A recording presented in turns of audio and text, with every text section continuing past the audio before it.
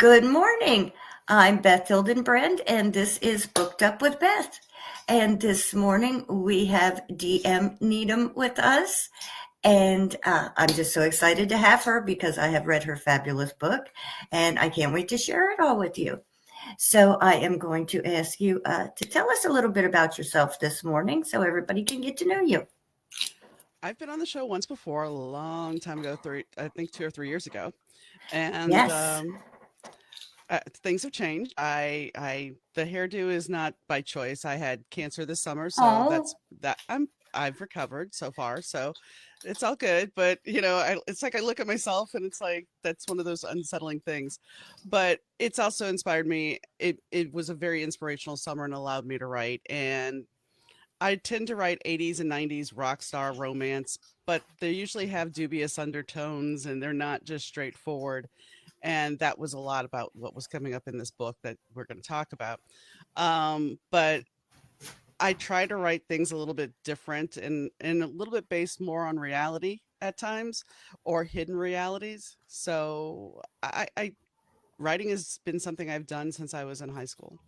And I've just finally taken steps in the last 6 years to take it seriously.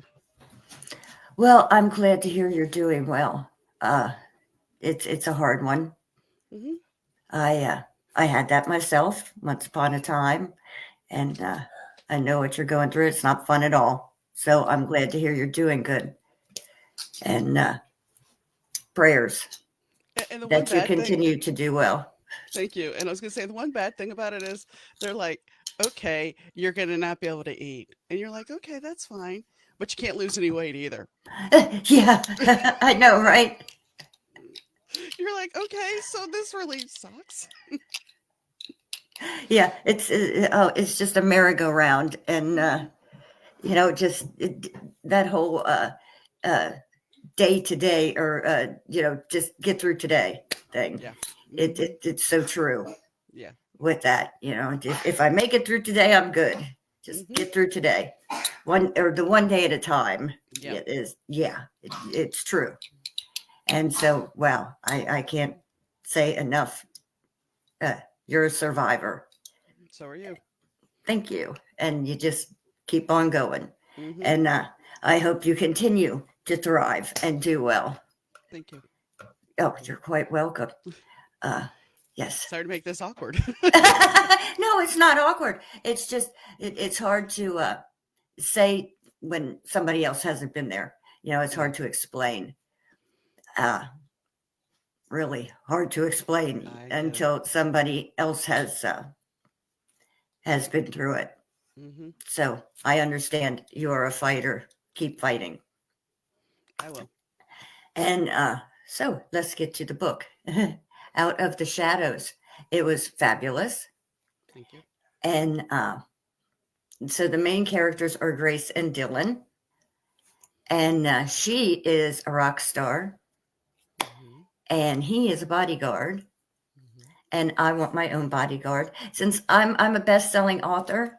And can I get a bodyguard? Do they come? Can we get those? I don't know. I mean, the thing is, I guess if you're traditionally published and you have a stalker, then possibly. Otherwise, I guess you're SOL and you're on your own. Yes, us little guys don't count, right? Nah. We don't get to have the good stuff, I guess. Uh, but I'll tell you what, if we could, yeah, I want one. I want one like hers, because he's fabulous.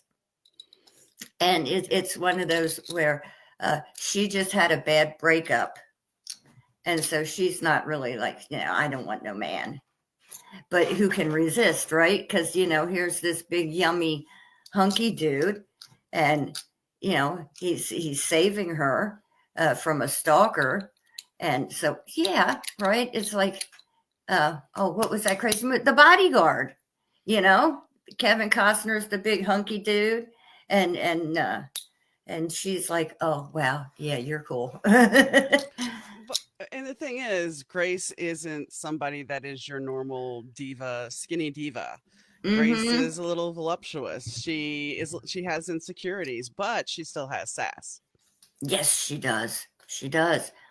She's she's not your, Hollywood norm of what a rock star is supposed to look like, uh, which I appreciate.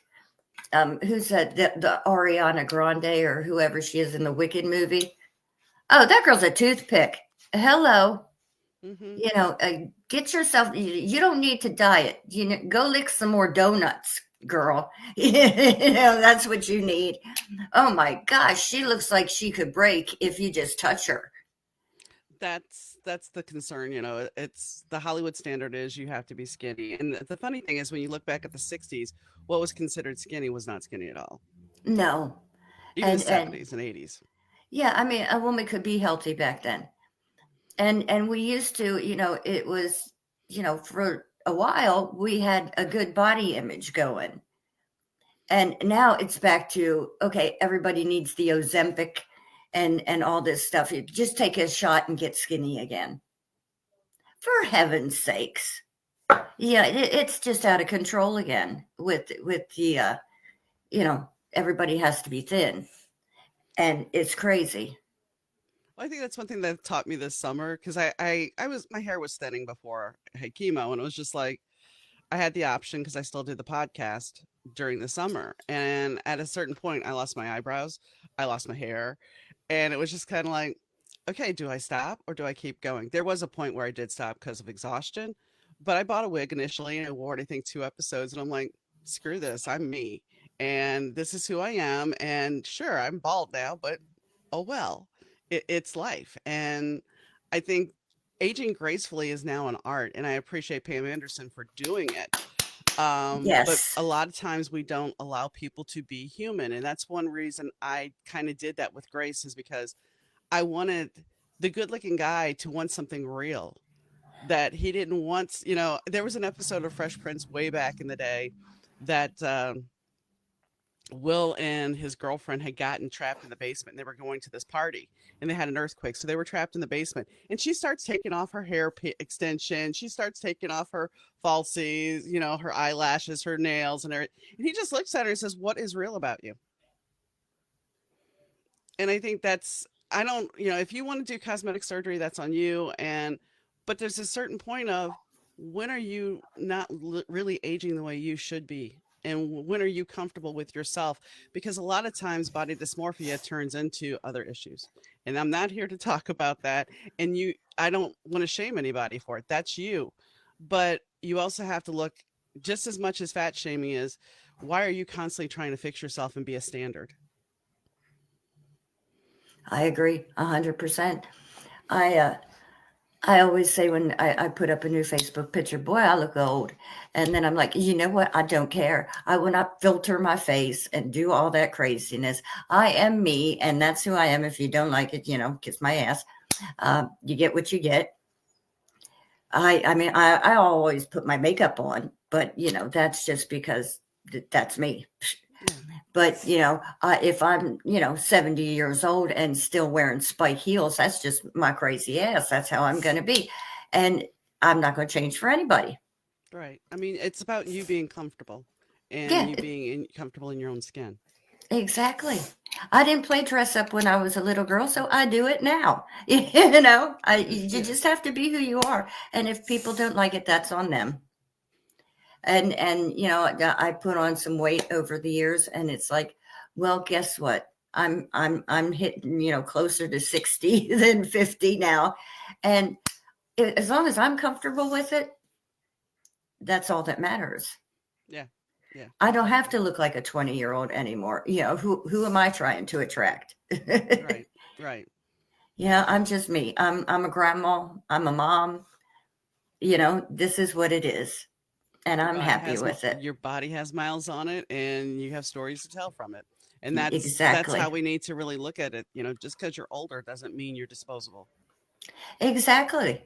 And your character, just like Adele, she's got a beautiful set of pipes, and she doesn't worry what anybody thinks. Although I've heard she's doing the whole got to get Yeah. skinny thing now too, which is absolutely silly.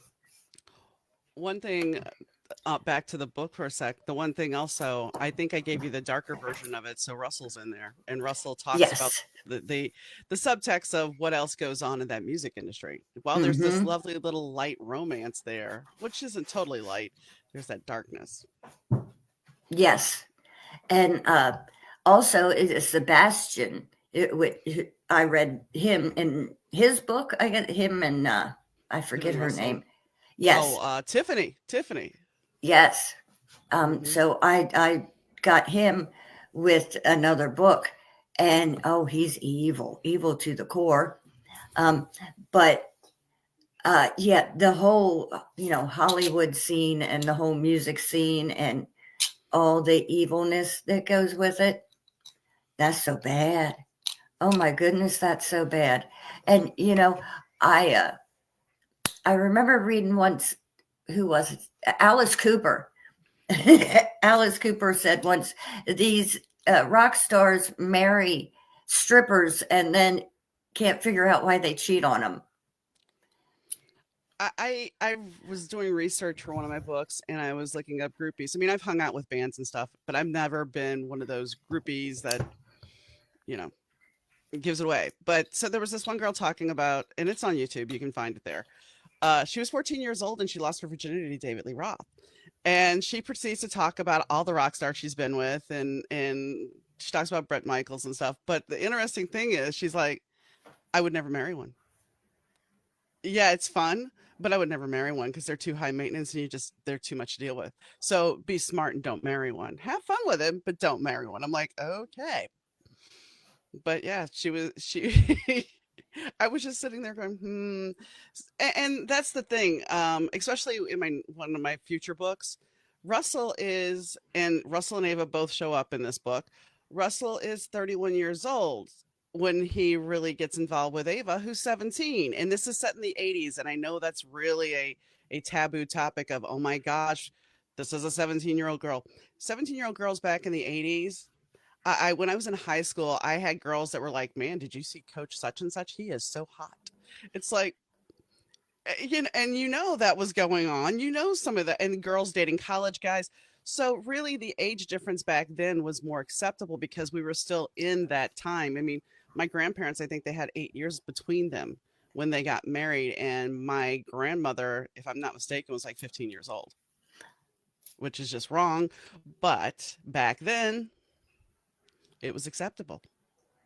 Oh yeah, that was normal. It really was back in the day. So yeah, I didn't even really, you didn't really think about it. I remember I was like the oldest living virgin in my high school. I understand. It was, yeah. It started becoming a joke. And most of my friends started, getting deflowered, I Mhm. guess, to put it nicely, Yeah. uh, at 12 and 13 with their senior boyfriends and, or, junior Yeah. and senior boyfriends. And I was like, and, I, no, not me. My theme song back in high school for the most part was Goody Two Shoes by Adam Ant. Yeah, I know, right? That's how I felt. Yeah. It was like, and y'all keep telling me this is painful, so why am I going to do it? No, don't tell me how much pain there is. I don't like pain. Keep it to yourself. So yeah, but that's how it was back then. Hmm. All the cool girls had older boyfriends. Yeah. That was the cool thing back then. And yeah, it wasn't happening for me. I didn't want to do that. So I stayed Well, away from it. it was the first 2 years of high school. I was in an all-girl school, all-girl Catholic school, and it was funny because the skirts freshman year started below the knee. By the time they were seniors, because nobody wanted to pay another $35 a piece for a skirt, because back in the 80s that was too much for a school uniform, and they were like mid-thigh by the time their senior year rolled around. Oh, yeah. So, Grandma? I remember that very well. Yes, darling. Can I be in the phone while you do this? Mm-hmm. There you go. She needs my phone. of course. Good morning, Kenny. Thank you for coming. Um, Hi, Kenny. Nina wants to know what would you like your readers to get out of this book? Well, see, here's the thing. As we say, this book, what ended up happening when I was doing my arc and I had already released the book, it came to my attention that some people don't like the darker side of it with the cult and Russell. So I've split the book in two. So we have a Come Out of the Shadows straight up, and then we have a Come Out of the Shadows dark. And so, depending on which book you read, the main, if you read Come Out of the Shadows, I want you to fall in love with Dylan and Grace. I want you to fall in love with their love story. I want you to, embrace that. If you read the darker version, I want you to be curious. I mean, I still want you to fall in love with Dylan and Grace, but I want you to be curious about Russell and what's really driving this underpinning of what's going on in the world. What do we not know that these puppet masters are running? And what And else will happen? Russell kind of fell into this whole thing by who he married. Hmm. And he's not he's not completely corrupted. He will be.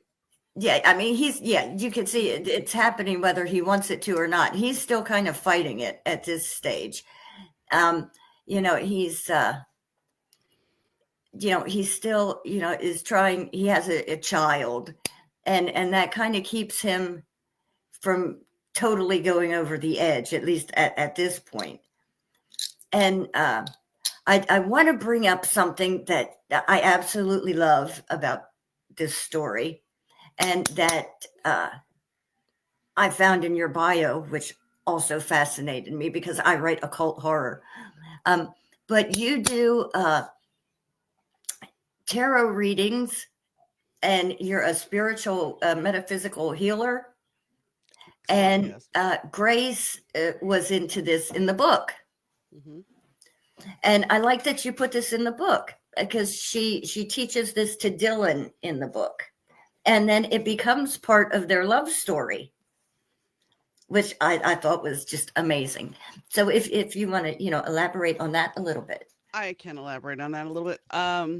It's not to make light of anything. When I first met my husband, my late husband, he was not one to. He dabbled. He owned tarot cards. He didn't really do anything. But yet he would be my biggest supporter. He would go to events with me, and he was always like amazed at watching me how I would change. And he was always respectful of me having those gifts because he would blatantly tell me it's not the cards, it's you. And that's one thing that we kind of lose track of, that it is the person that is doing the reading. It's not so much the cards. He was in the printing industry for most of his life, and he said those cards are just paper. So when I decided to take in most of my books, in fact, one of the books that I had removed from publishing, um, there's tarot reading or an intuitive reader in there, not so much a tarot reader, but intuitive reader. I feel that the mystical side of things need to be explored. Between Ava and Nigel, which is in a book that's been taken off, but it's there. Um, the one thing about Ava and Nigel, they have this connection.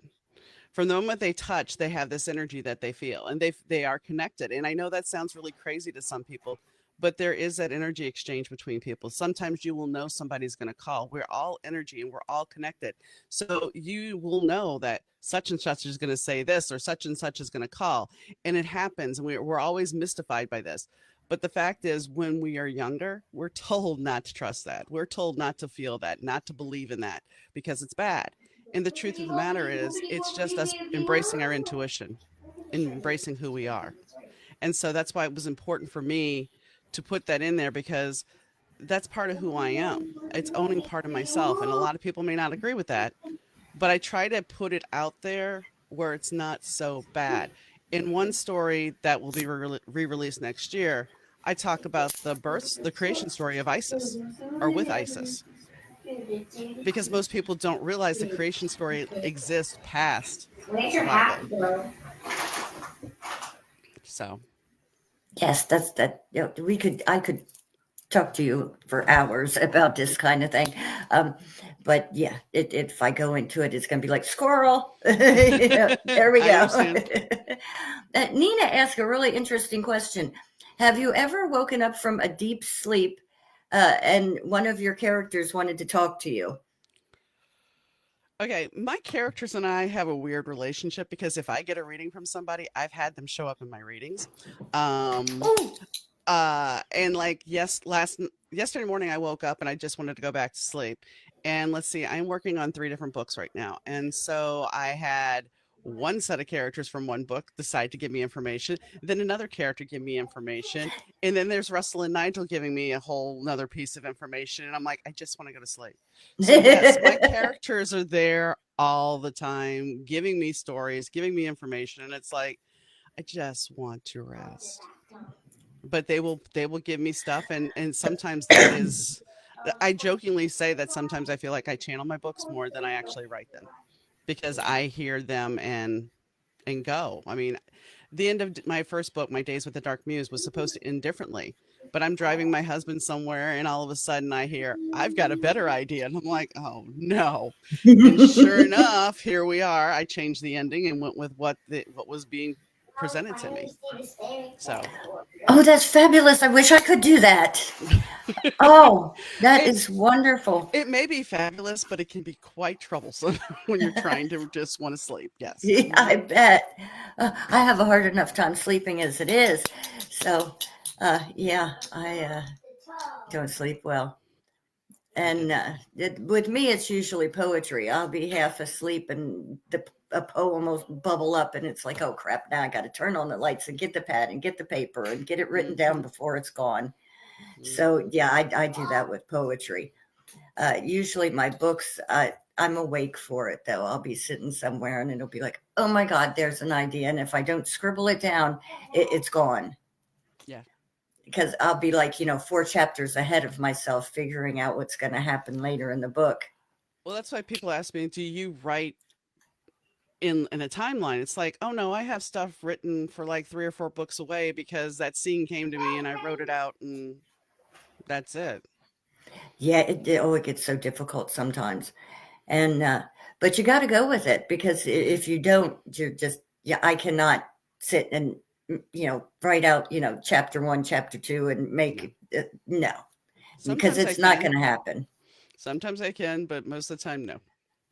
Yeah, I would be lost if I tried to stick to something like that. I've done it before. I have sat down and tried to do this, and by chapter two, I've already blown it. So far, so I'm only in 2 chapters. With this is the most ridiculous title, but I'm working on an anthology of fairy tales being retold, and so the story I'm doing is take on Goldilocks and the Three Bears called Goldilocks and the Bear Brothers Band. Um, I yeah, love and it. she's a guitarist, but I mean, it also has other meanings if you want to think about it. But so far, I've stuck to being in time. Now, I've only 2 chapters in, so we'll see how that plays. And there are little snippets of further chapters down the line, but we'll see. Have fun with that. I wish you Uh, well. Thank you. I I'll just need it. can't. I can't pull it off. I just can't. Um, Nina says, "Have you ever wanted to write in a different genre?" I have written in the first things I ever published in 2010 were two vampire stories. Ooh, And so I wrote two vampire short stories. One actually won an award called the Vicious Seduction Award. Eventually, ooh. one of the vampire stories will be put into the world, the Better Two world, as a movie that will be made by one of the characters. And so eventually it'll be part of that world. Even though it's a vampire story, it still would be brought into this. And even the short story I'm working on, I've brought Russell in as a music producer. So it's like I'm trying to world build everything into.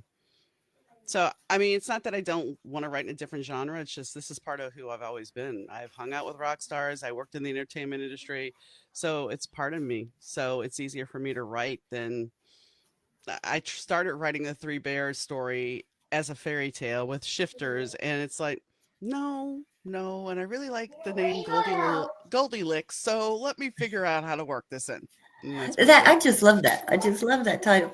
I'm gonna have to get that one when it comes out because that's just it's just so cool. Thank you. Oh, um, how many books are you planning to write before the end of the year?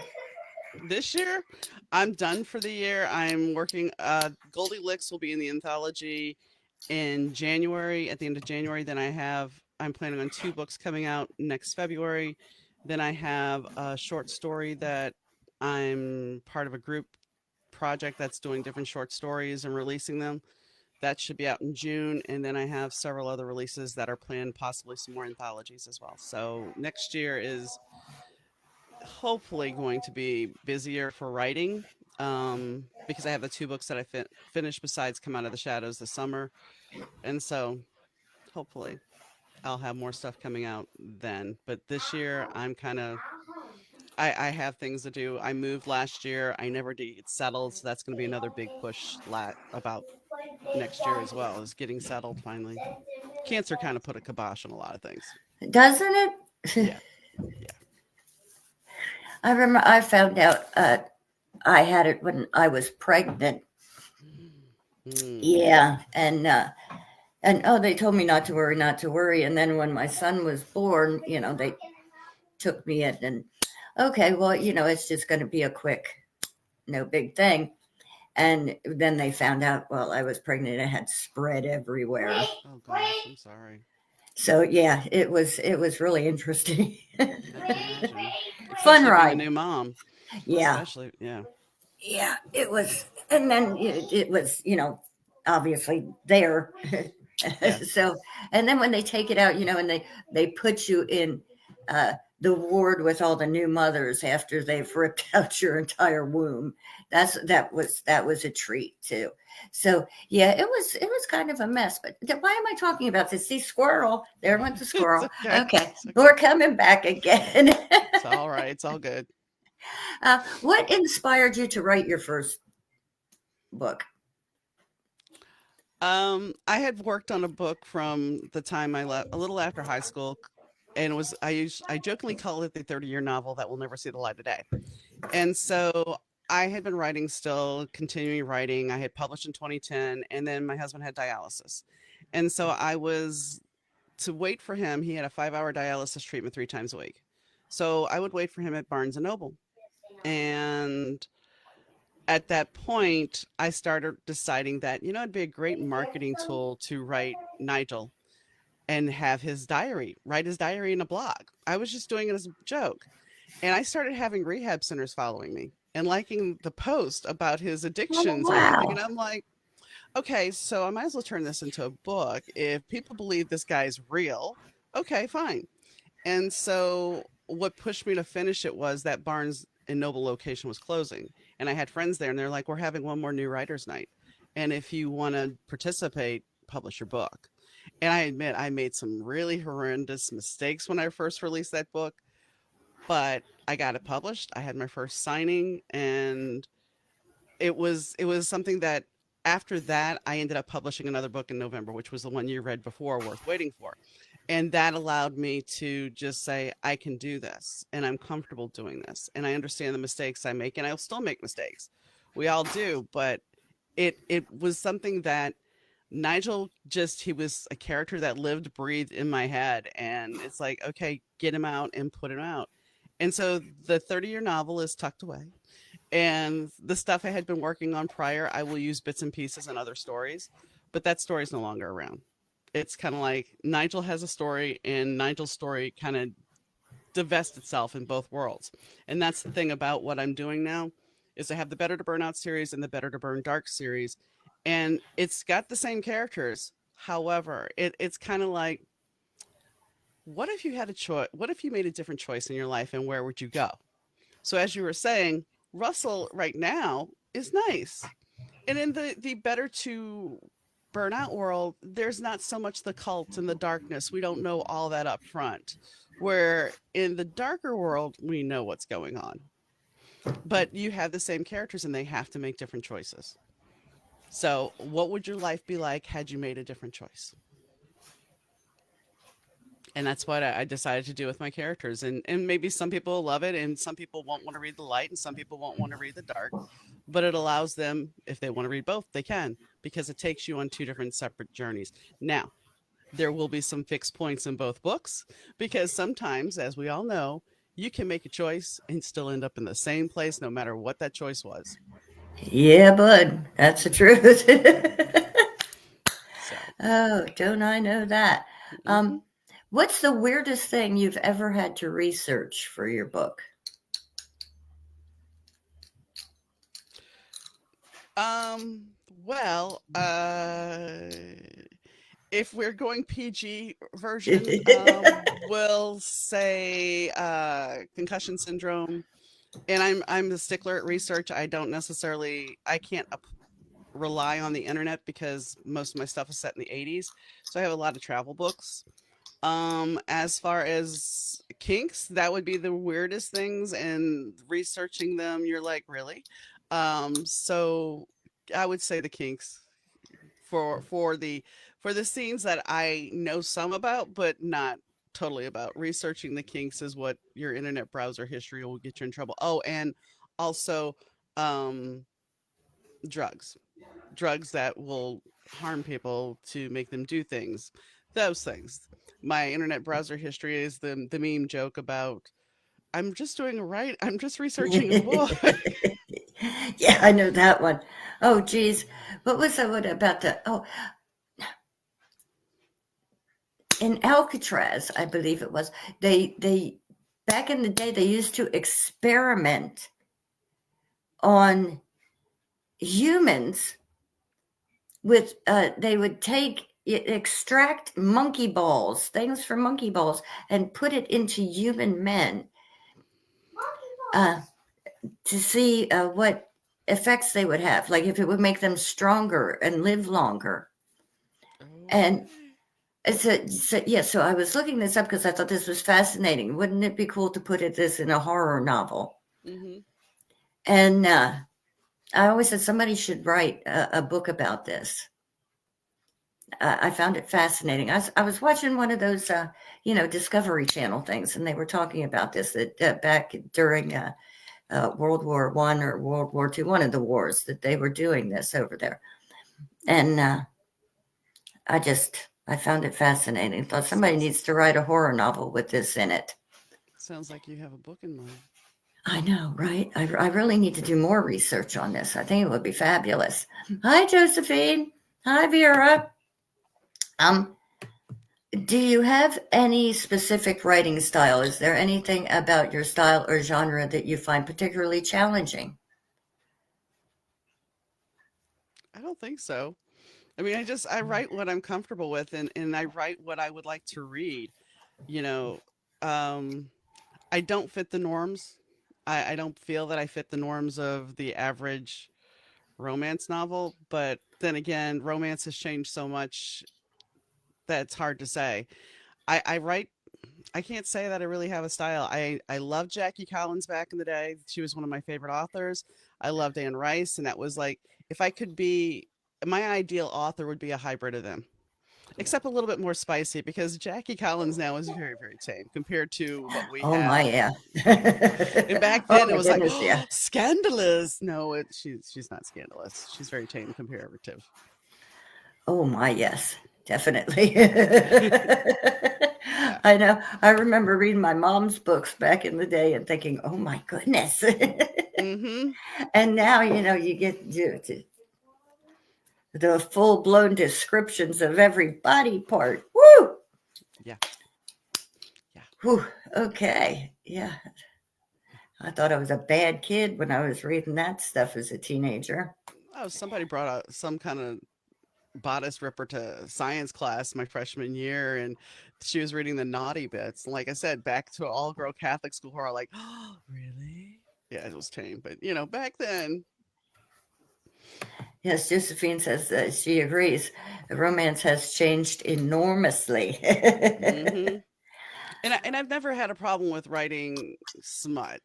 It's in fact, I was like, there were certain scenes when I started writing. There's a scene, um, Ava's stepfather grapes her, because we have to watch how Oh, we say that. And I was tame about writing it, and it's like now with all the taboo that's out there and everything, I'm more honest about and have put the scene further into description because before I'm like nobody's going to want to read this, they're going to be mortified. And of course, that's the one thing. I guess when the question posed the hard things to write. It's not so much writing it, it's after the fact when I reread it and I look back and go, I can't believe I wrote something this dark. That is more the where did that come from? That's the scary thing. And it's like, well, it's your imagination. And as one of my friends says, you're working through traumas. Even if it's not the exact trauma, you're still working through some of your own darkness. Oh, well, then that frightens me. The thing's not right. Oh, good grief. Um, Josephine asks, what do you think of the changes in romance and the smut? As I've said, I love it. It's a revolution, but it isn't for everyone.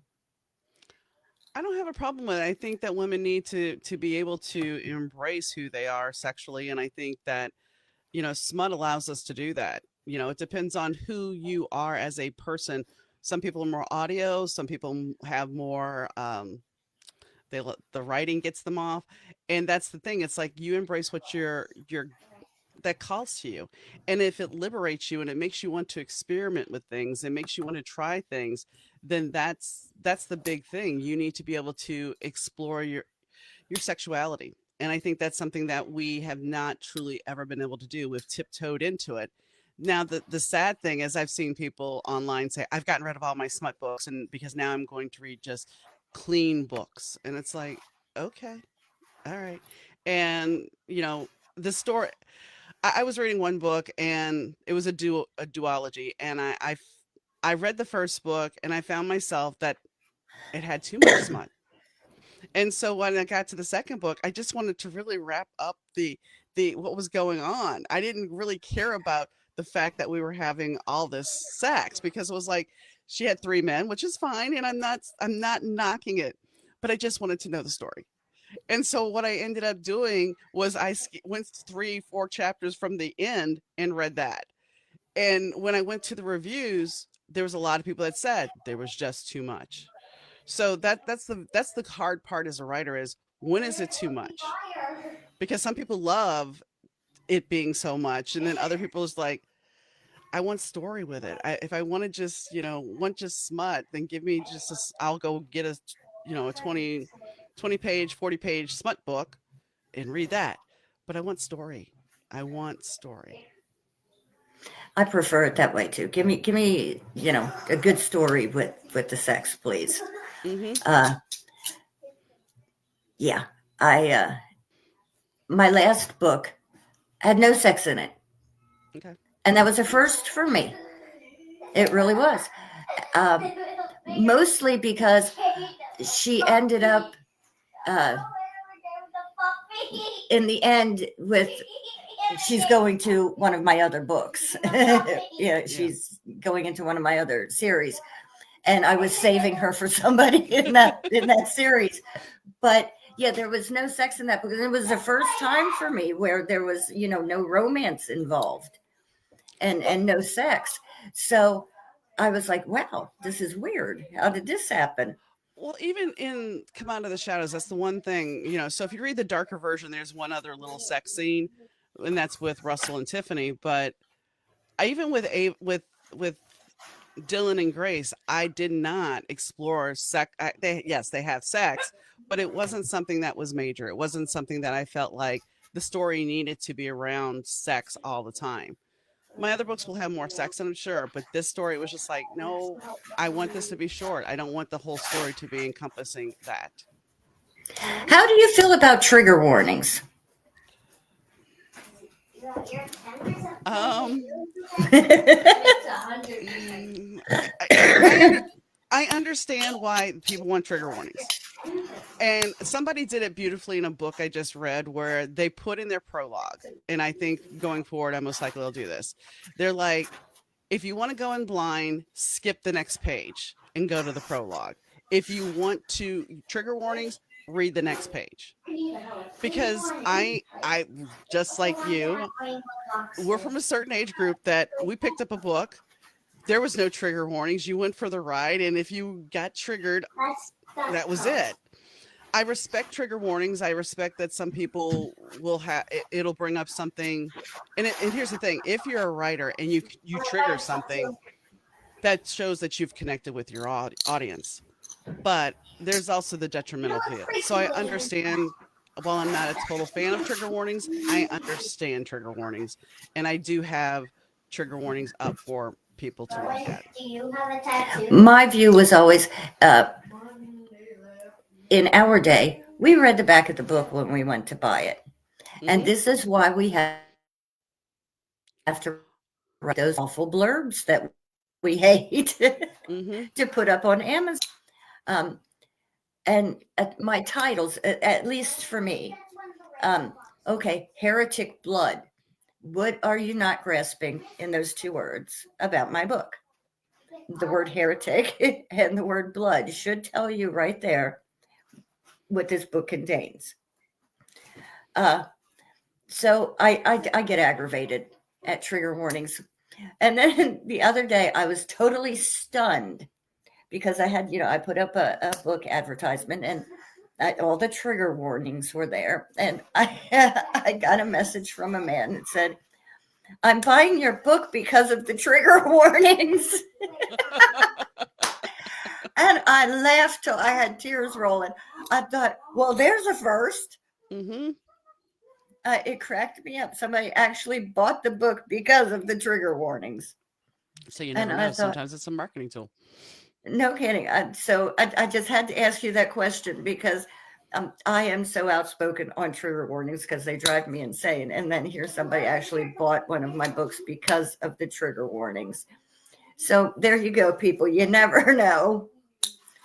Trigger warnings drive me up a wall, but apparently every now and then there's a good outcome, even in a bad situation. Yeah. So, well, your book, we're running out of minutes here. So, your book, Come Out of the Shadows, I read it. It's going to get a big 5 stars from me because it was fabulous. And you're never going to expect the ending because I didn't. And uh, that is one of the stars. Another one of the stars is uh, okay, total brain freeze for a second. What was I going to say? Oh, I didn't see the ending coming. Well, the whole rock star thing. I love what you do with this. Um, where was I going with this? Hello, Was Beth. it What's about the cult? Was it about Russell? Was it about well, for heaven's sake? So why did my brain just stop working? It's old age. I'm telling you, it's old age. Um, it was right there, and now it's gone. Oh, Jesus is going to tick me off. Oh, yeah, you didn't know what was coming at the end. And it's coming back. It's coming back. Well, okay, okay, she broke up with her boyfriend, and you don't know. You Yeah, you see, there's all these little cookies the whole way through the book, and you have to pay attention to these little cookies because in these little cookies, it's just going to blow your mind. Okay, it's just going to blow your mind. And like I said, you don't see it coming at the end, and then it's going to make you want to buy all the other books because I read the story with Sebastian in it too, and now I have to buy more. And but I do this. Sebastian's story's not out yet. But go ahead. Oh, it's not. Which one did I read then? No, Sebastian's story. Sebastian is in this book, but Uh huh. Sebastian does not have a full story out yet. Which book did I You read "Come Out of the Shadows." The book you read before was worth waiting for, and in that book, Russell is in there. That's where Russell was incarnated. But none of the other characters, except for Ava and Nigel, are mentioned in that one too. So Okay, well, I need to get the rest of these, and you see, I do this. This is where my crazy kicks in, because if I like a book, I have to get all the other ones, and I read like a 7 series book in a week because I liked the one book. I had to go get the rest, and I read right straight through. And so I do these things. I get obsessed, and I have to read all the rest. And I'm going to do that with these books. I can't when help they're all myself. out, I will. When they're all out, I will let you know. Oh, good, because I'm going to have to get them. because yeah, I was just enthralled with these books. Grace is like the perfect leading lady, and Dylan is, yeah, he's hunky, and so And book boyfriend. I will say this, and what you think is the ending, maybe not be the ending. Oh, you see, I know that because yes, I was wondering about that because Grace is like, this just doesn't pass the smell test. You see, that's what I was. Yeah, that's where my just Hmm. my brain dead. That was it. Hmm. Aha, ha. Yes, I know. And the whole teddy bear thing. And yeah, there's just so much to this book. So I'm wanting everybody to get this book. Yeah, it's getting five And stars and for me. and you read the darker version. There is, like I Yes. said, a lighter version that doesn't have necessarily Russell and the other stuff. So if you just want Grace and Dylan's love story, just get the regular Come Out of the Shadows. If you want the darker, grittier one, that would be the one that says dark on it in the title. Oh, thank you, Josephine. Yeah, Josephine knows I just lose track of my life on a daily basis. Uh, Nina has to tell me what day it is half the time. If it wasn't for her, look, this show would never go. Um, so I'm going to ask you to please put up your link for the book. If you want to put up something on my page with the book cover and the link and all that good stuff, uh, that would be great. And I can't thank you enough for being on the show. You're just a wonderful guest to have. And thank you Thank you, for Beth. coming. Thank you for having me. And if you want to hang on for a minute after we say goodbye, that would be great. Thank you, everybody, for coming. And have a great weekend. Love you. Bye bye. Bye, guys.